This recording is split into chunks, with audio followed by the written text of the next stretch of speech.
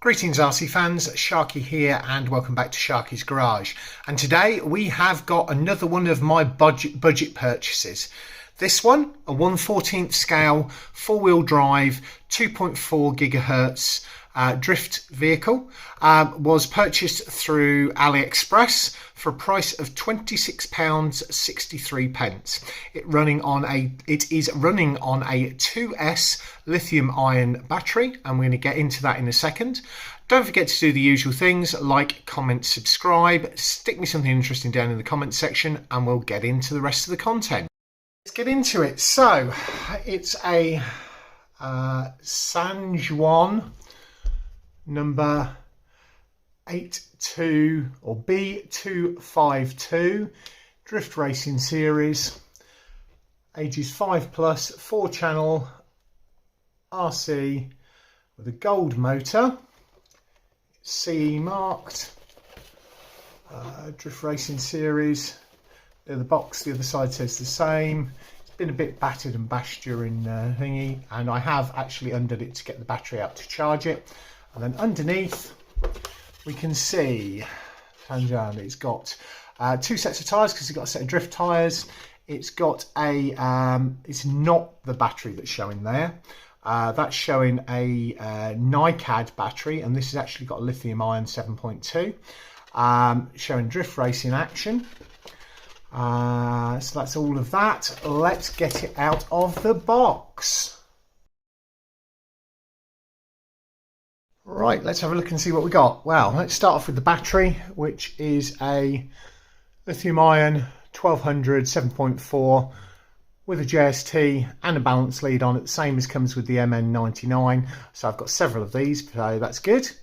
But the fact that it's running on a lithium ion 7.4 means that I could potentially stick a 2S LiPo in here. I'd probably need to attach a something to here for low battery warning. It comes with a charger. So that's 800 milliamp hour. So it's going to probably take about 2 hours, hour and a half to 2 hours. Yeah, an hour and a half to charge it fully from flat, and it charges through the balance lead. The controller, quite nice in the hand.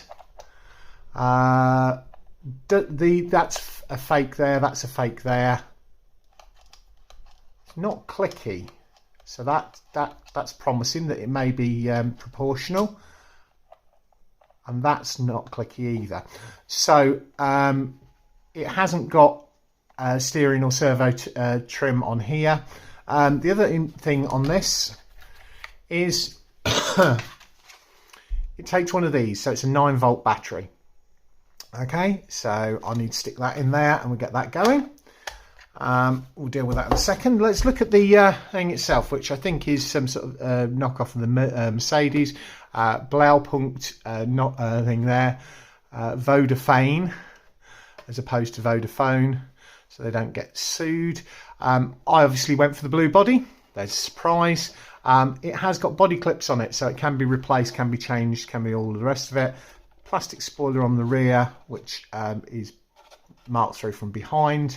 It's got the grippy tyres on at the moment.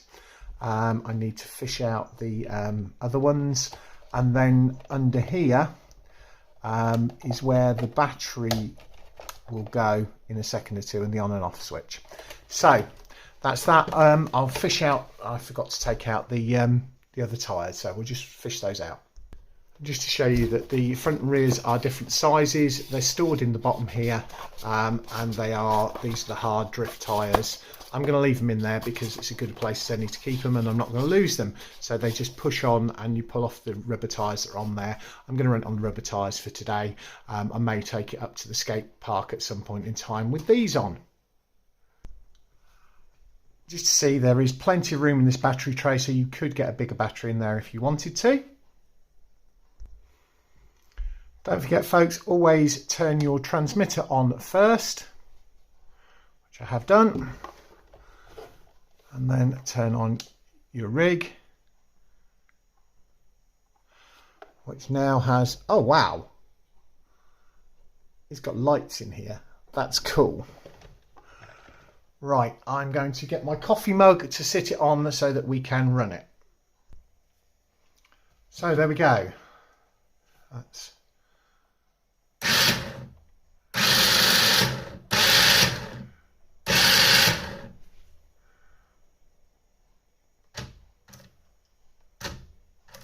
Unfortunately, it's not proportional either on throttle or on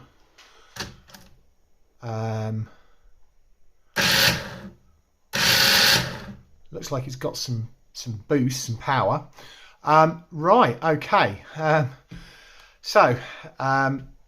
Not quite as good in some ways as the little one that I've had before, the smaller scale one, in that had at least, I think, got proportional throttle. This hasn't got proportional throttle or other, but it has got the nice colourful LEDs running in there. I'm going to pause the video or stop the video here, and I'm going to try running it on the kitchen floor. So let's see how this runs on the kitchen floor.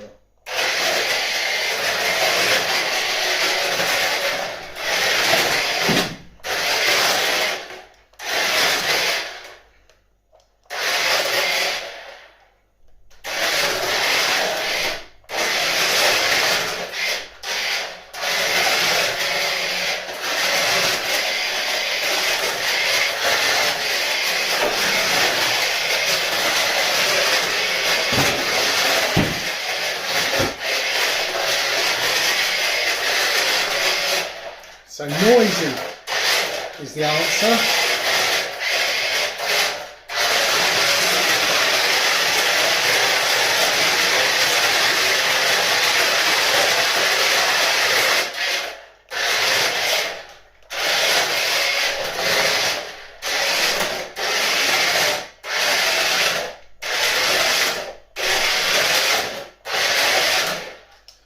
Right, let's see how this runs outside, shall we?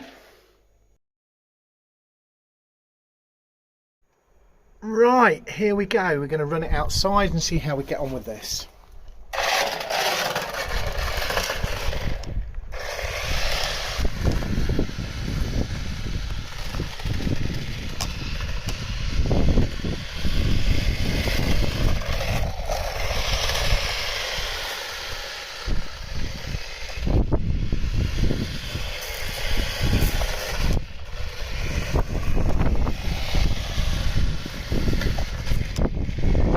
Fun. I don't know what it's going to be like at the skate park, and I don't know what it's going to be like on the drift tyres, because obviously this is on the gritty ones.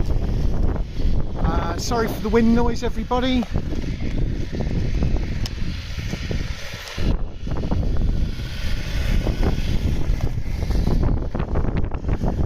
Got it high-sided.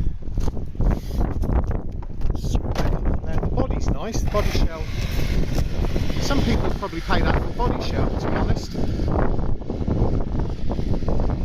Turning circle's not great, but a little bit of reverse and you can flick the back end round nicely.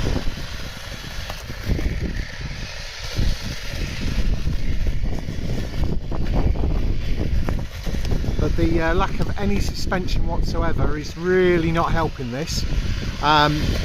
Inside on a sort of village hall or a school hall floor, I think it could be quite fun. Seems a bit more touring car than drift, because it's not got that control that you kind of need with a drift car. But yeah, seems a fair amount of fun. We'll see what happens. I'll do another video, take it up to the skate park, see how it runs up there, because obviously that's really smooth concrete up there, and you know, it might jump well, it might, I don't know. And I say, the battery's worth, for that money, the battery and the body shell are probably worth it, you know, even if you don't rate the model itself. The fact that you're getting a 2S lifting and iron with a JST on it and a 1/14 scale touring car body, because it is a touring car body, not a drift body. Although obviously that, you know, seems a fair amount of fun. Right folks, I'm going to call that it for today. Thanks very much for watching, and I'll catch you all next time.